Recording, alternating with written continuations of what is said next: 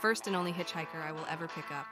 So last Friday, I, 25F, had a little time to kill before picking my kids up from school. And it was a gorgeous day, so I decided to spend some time cruising some back roads in my hometown, small rural, listening to music. I passed this guy with his thumb out, trying to catch a ride, and I almost picked this guy up. He looked to be about late 30s, early 40s, carrying a fishing pole and a backpack.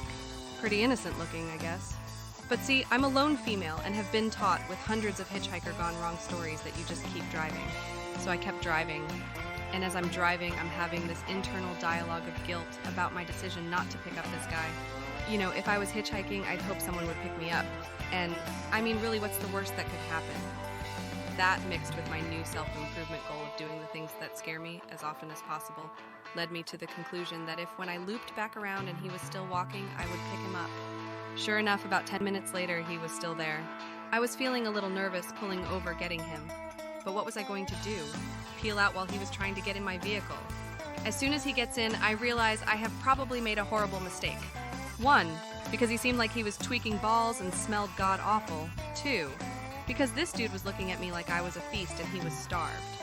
I didn't realize exactly how rattled I was with my decision until he asked me for a smoke and my hands were shaking so bad I barely pulled one out of my pack without breaking it. Driving made it easier to hide my nerves, but I was internally freaking out and trying to decide how I would beat this guy's ass if he tried anything.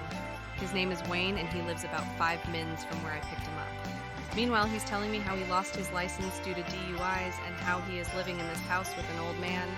He tried to get him to come with him, but he didn't want to come, etc.